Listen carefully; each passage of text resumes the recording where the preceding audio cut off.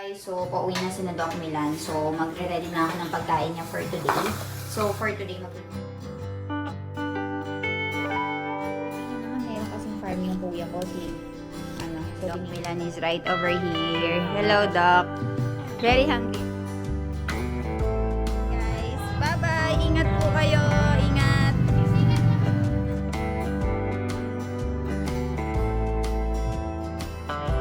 Hi kayo po. Hello. Kamusta kayo po?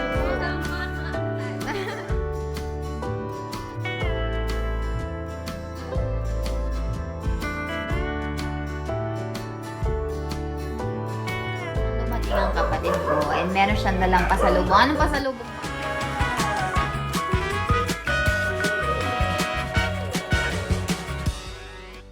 Hello po! Ayan, nagpunta sila dito sa bahay para bisitahin po tayo. Hello! Kamusta po kayo? Hello, bebe! Hello po! Ayan. Ay, Karineda pa mo. Thank you po, thank you. Ingat! Ayan, guys. Bye-bye! Ingat po kayo. Ingat! Ayan, guys. Nagdala si mother ko dito. Binili niya ako nito. Ano to, ma? Lumpiang sariwa? Ayan, with vegetables inside and meron siyang sauce. So, kainin natin to. Puro vegetable yan sa loob. Kamusta kayo po? Mga angkan.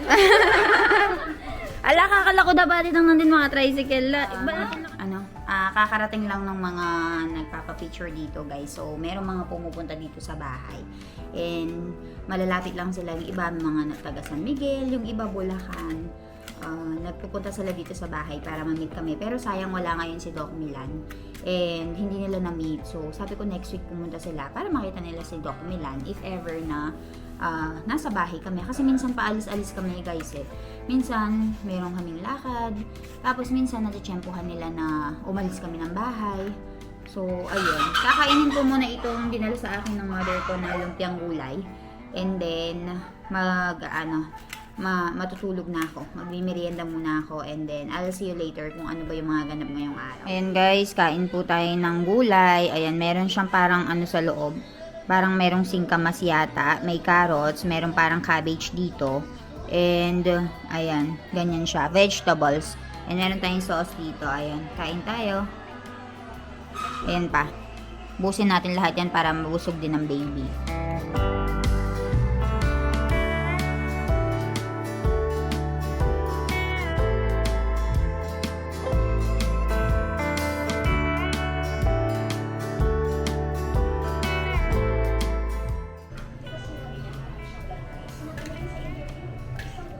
Sarap.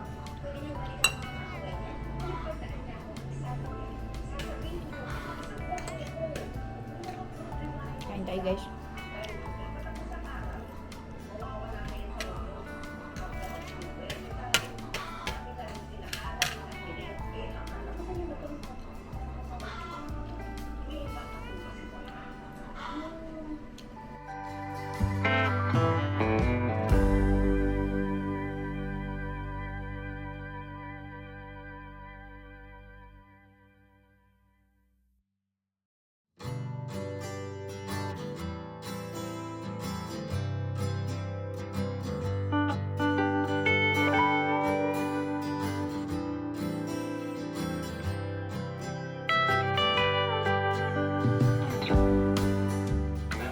So, biglang dumating ang kapatid ko and meron siyang dalang pasalubong. Anong pasalubong mo?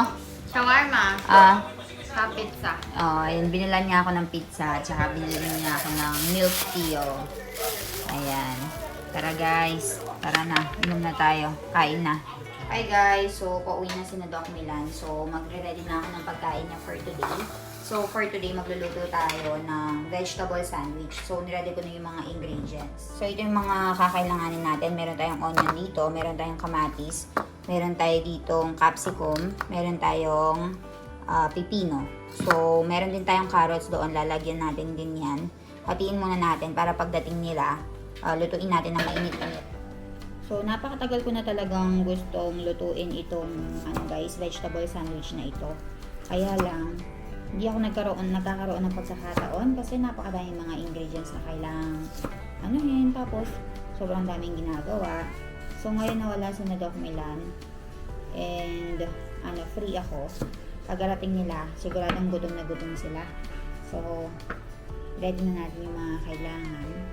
And then, kakain sila nito. So, sarapan natin. Namimiss niya kasi, actually namimiss niya rin kasi yung mga Indian food kahit pa paano guys. Kahit hindi niya sabihin, namimiss niya yung Indian food. So, na-try natin siyang lutuan ng mga food na makakapag-remind sa kanya sa mga pagkain nila doon sa India. So, saktong-sakto, sa palengke naman sina mother ko. So, bibilhan natin sila ng mga, mabibilhan natin si Doc Milan ng mga vegetable na kakailanganin. Yung pipino naman, meron kasing farm yung kuya ko, so binigyan nila kami ng pipino. So, yung mga kailangan na lang bilhin, yung mga bell pepper, mga tomato, ganyan. So, para makumpleto at saka maraming recados. So, hati-hatiin ko lang to and hintayin natin silang dumating. Kasi for sure pagod na pagod yung mga yon. 2:00 pa sila umalis and babalik niyan sila medyo late na. So, hati-hatiin lang natin ng into thin slice. Ako guys, medyo busog ako. Kasi hindi lang ako ng milk tea ni Kathleen na tsaka pizza. So, wala ako sa mood kumain ngayon. So, tingnan natin kung makakain tayo nitong vegetable sandwich na niluto ko. Mamayang medyo late na. Pero, kung darating sila ng mga 7 o'clock, siguro hindi ako sasabay sa kanila sa pagkain. Masyado pa akong busog. So, ayan, gawin ko lang to. Balitaan ko kayo maya-maya. So, ayan guys, I just made the sandwich and Doc Milan is right over here. Hello, Doc. Very hungry already? Yes, but you are little late in shooting video. Why? Because we're finished. And naubos na niya yung isang And right over here is Harvey. Hello, kuya. And ito na yung mga pinamili nila, guys. Yung konting mga pinamili nila. Mamaya, nandun pa yung iba sa loob. Papakita ko sa inyo. Eat na. Finish your food. Kain tayo. Tapos na kaming kumain, guys. And naka-ready na kami sa pagtulog. And bago nga kami matulog dito, nag-browse ako ng mga questions. And isa sa mga questions na nakita ko na gusto kong sagutin is kung mag-gender reveal nga daw ba kami dito sa India, sa Philippines. Kasi alam nyo ba, guys, kung hindi ko pa nasasabi sa inyo, bawal po yung pagtingin ng gender ng magiging anak namin sa India. Illegal po. Pwedeng makulong yung magsasabi sa amin kung babae ba or lalaki yung anak. Kasi nga, gaya nga nang nasabi ko sa inyo, sa India, meron pa rin talagang parang gender preference ba. Mas bet nila yung babae, mas bet nila yung lalaking anak dahil nga gusto nila yung merong mag-aalaga nga sa kanila. So, totoo niyan guys, hindi nila sasabihin talaga na gusto nila ng lalaking anak. Pero alam na alam mo dahil nga sa laro ng society nila, base sa napapansin ko, lalaki talaga yung gusto nila sa society kasi para sa kanila kapag babae, kailangan mo siyang ipakasal, kailangan mo pag-aralin para makakuha ng magandang asawa, tapos kailangan po magbigay ng parang mga regalo pag ipapakasal mo siya. So kapag lalaki ka, ikaw yung makaka-receive ng mga ganon na ibibigay ng family ng babae. So meron ding mga instances na meron na silang isang lalaking anak, tapos gusto nila next na pagbubuntis is babae na. Tapos kapag nalaman nila na babae yung lalaki yung magiging anak nila ulit, edi magiging dalawa na yung lalaking anak nila. So ayaw nila yon. Actually, meron akong kakilala na nagpaganon guys. Meron na siyang isang lalaking anak, susunod na anak, tinatingin nila kahit na napaka-illegal. Actually, nagbabayad sila ng mga nasa 25,000, ganyan. Nagbabayad sila ng ganun na halaga para matignan yung gender ng bata. Tapos, nung nalaman nila na lalaki nga yung magiging anak nila, pinalaglag. Grabe, buo na yung bata. Nakakaawa. Kaya ganun na pinagbabawal yung gender reveal sa India.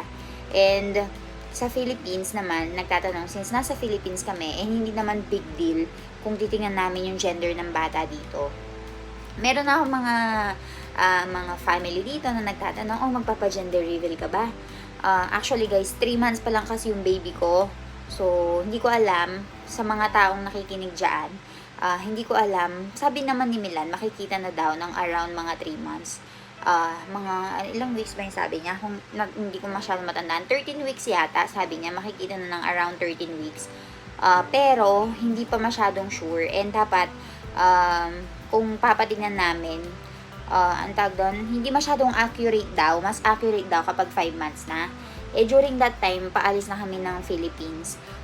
Hindi pa ako 5 months kapag aalis kami ng Philippines. So, tinitingnan namin kung magkakaroon kami ng pa-gender reveal. Pero kung sasabihin nyo, kung sa India kami magja-gender reveal, hindi po kami magja-gender reveal sa India. Gawa nga ng illegal yung pagtingin ng gender ng bata. Kahit nasabihin pa natin na nanggaling kami dito sa Philippines na sinignan namin, baka magkaroon pa ako ng problema doon, guys. So, never kami mag-gender reveal sa India. Pero magpapa-shower, baby shower kami. Yung tinatawag nilang Shriman sa India. Pero sa Philippines, pinag-iisipan pa namin kasi magpapa-check up ako this coming week. So, if magpapa-gender reveal kami, magsasama ako ng isang tao. And siya yung mag-organize, siya yung papatingnan ko nung kung babae ba o lalaki. And then, hindi namin malalaman din. Tapos, tignan natin, iset natin. If hindi natin matuloy sa dami ng ginagawa, sa dami ng mga plano, ayun, surprise na lang hanggang sa dumating yung baby. Pero, pinag-iisipan pa namin and nasa plano din siya. So, sana makakuha tayo ng right timing and sana ma-check natin if ever man na pwede na siyang i-check. So, ayun. Matutulog na ako, guys, kasi I've been very, very tired. Ewan ko ba, parang sobrang lazy na ako this past few days. So, maaga na ako matutulog.